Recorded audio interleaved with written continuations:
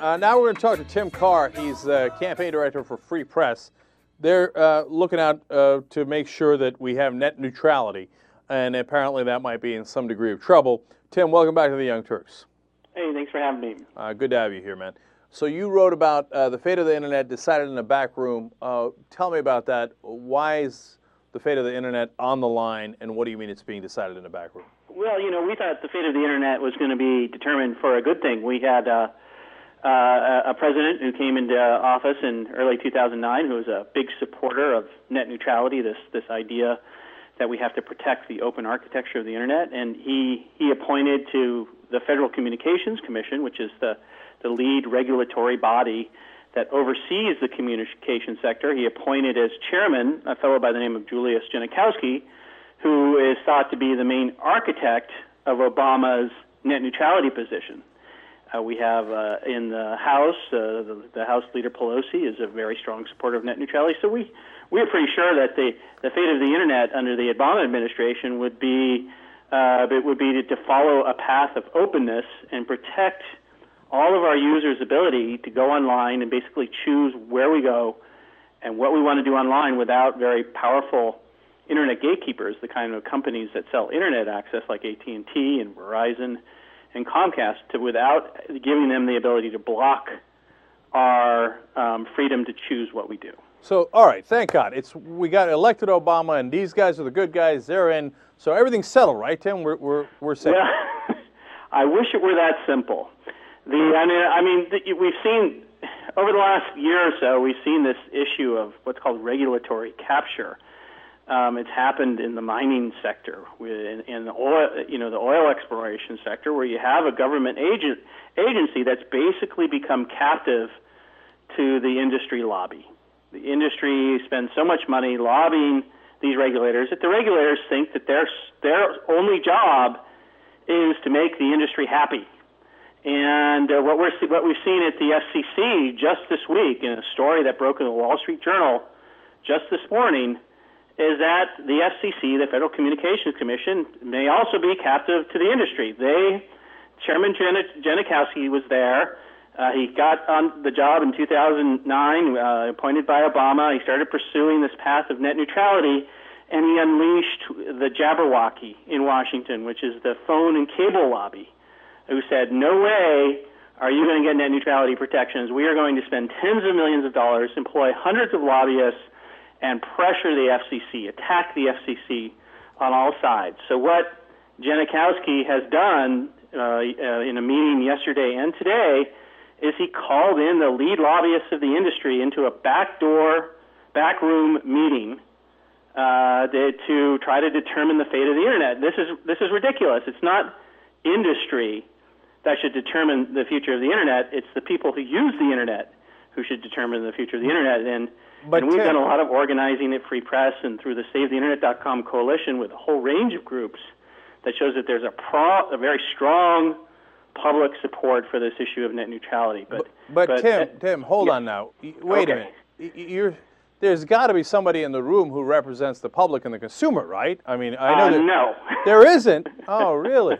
That's no, weird. He called in the chief lobbyist from AT&T and from the NCTA, which is the cable and telephone communication lobby, and Google. And his thinking there is like, if I can just make industry happy, then we can solve this problem. And unfortunately, as we've learned, in other efforts to make industry happy in other sectors, whether it's the financial sector or the energy sector, that usually leads to catastrophic failure. All right, Tim, though, hold on. Google's on our side, aren't they? Aren't they in favor of net neutrality? Well, I mean, they are. Google is in favor of net neutrality. I would say that they're not as strong a supporter as we would like them to be. And there are a number of other issues which Google, may not be considered a public interest advocate. All we're asking here is that if the future of the Internet is going to be determined, the public must have a seat at the table, and that this Chairman Genachowski, who's Obama's guy, basically Obama appointed him to protect the open Internet, can't have these kind of closed-door meetings. All right, hold on, though. I hear you on that, but I want to see how concerned I should be about that, because Didn't on the show I talked about it, I don't know, it was a couple of weeks, a couple of months ago, whether the FCC was going to regulate the internet or not, because there was a ruling that came out badly, and then that was Obama's big test. Was he in favor of net neutrality, or was he just kidding about that and everything else? But they passed that test, and then they said the FCC can regulate it. So aren't we on the right track on that? Well, there was actually a court ruling in April that pulled the FCC's ability to regulate the internet, but the FCC can change that. They can, it's a very, very wonky process, but they can actually reclassify broadband internet access under a different determination in the Communications Act, which gives them the full authority to act as a consumer watchdog to protect an open internet and stop ISPs from blocking access to content. Right. You may have and now, did they do Comcast, that? What's that? So did they do that? They have not. What they did last week, which has set this whole process in motion, is they've released what's called a notice of inquiry that says, hey, we're thinking about doing this. We're not so sure. We want to do it. There's a lot of debate. It's very controversial. So we're in the middle of this process of trying to embolden the FCC to try to make sure that this chairman, Julius Genachowski, who has made these pledges early in his rather short career, the FCC actually fulfills them.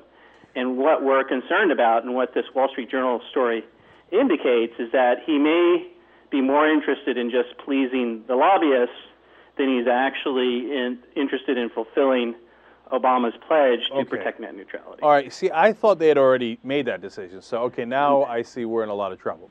All right. We are in a lot of trouble. In addition to that, we have a Congress where the phone and cable lobby has spent more than $100 million on campaign contributions and donations. So they're very captive to these interests. And the only way we're going to beat this is if we can't rely on even Obama appointees, or in some cases, some of our more progressive members of Congress. We just have to keep riding them, and that's one of the things we're doing. What was Genachowski's record before this? I mean, was he one of the good guys? Were you guys in favor of him before? In earlier administrations, he worked in the Obama campaign. He was a venture capitalist from the Bay Area and has worked with a number of internet companies. So he has, he went to law school, Harvard Law School. I think he's an old chum of Obama's, and so he has very good connections and is familiar with the technology industry.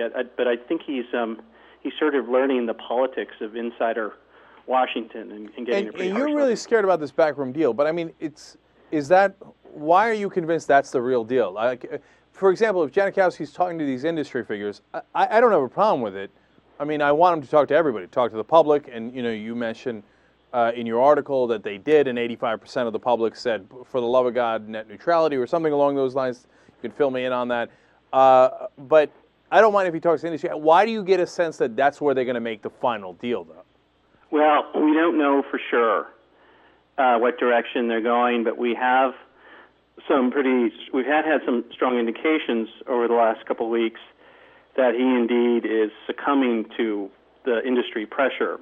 And when he convenes a meeting with the top lobbyists and doesn't disclose the content of the meeting, his chief staffer convened this meeting and then later said that he didn't actually have to disclose what they were talking about.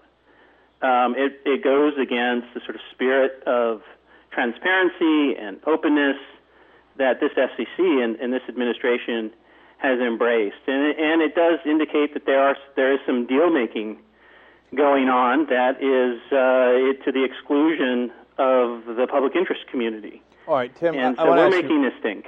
I want to ask you one other question. We're talking to Tim Karr. He's from Free Press. They're fighting for net neutrality. I think it's an incredibly important issue. And if Obama backpedals on this and we don't have net neutrality, that means there's no hope in Obama. I mean, look, I'll go that far. I went that far earlier, and I thought we had this resolved. Apparently we don't. And because if he's willing to backtrack on this, there isn't anything in the world he won't backtrack on. And this shuts down dissent. You heard, we just did it on the show yesterday, Lieberman talking about a kill switch for the internet. So this couldn't be more important. But Tim, my last question to you is, I know that liberals and conservatives were fighting together on this issue. That's why we'd won some battles before, because the right-wing organizations and groups don't want to be shut down either, right? That's right. So that's a good thing. but I naively thought that that's what had gotten it done. In reality, I realized later, no, it's giant corporations like Google who also went net neutrality for their own business purposes, and that they had leaned into the fight, and then that's what had helped us so much. Now, what I don't, so could there be a deal where Google is happy and AT&T and Verizon are happy, but somehow we get screwed? Or is no, if Google's happy, that means we're happy? I wouldn't put all of my hopes in Google determining what's best for the future of the internet. They have actually been very good on the issue of net neutrality because it's in their business interest to see that people have full and open access to the internet. Their whole business model is based on our ability to navigate the internet freely. And so on that issue, they're quite good. There may be some other internet issues around the issues of privacy, for example, that other or advertising and commercialism that others might have some concerns there. So yes, they have been a good ally, and you're right. We've had allies on the right and the left on this issue, but I don't want to leave the future of the internet and the future of internet policy in the hands of just a few corporations, because these are corporations, and their first responsibility is to their shareholders. That's the way corporations work. And the public interest never takes first place. So leaving it to these giant corporations to sort out is not the right way to determine internet policy or any policy for that matter. All right. Scary stuff. Tim, we hope you get a good update on it later, but you got me nervous. All right. Thank you. Mission accomplished, I guess. All right. Tim Karr from Free Press. Thank you for joining us.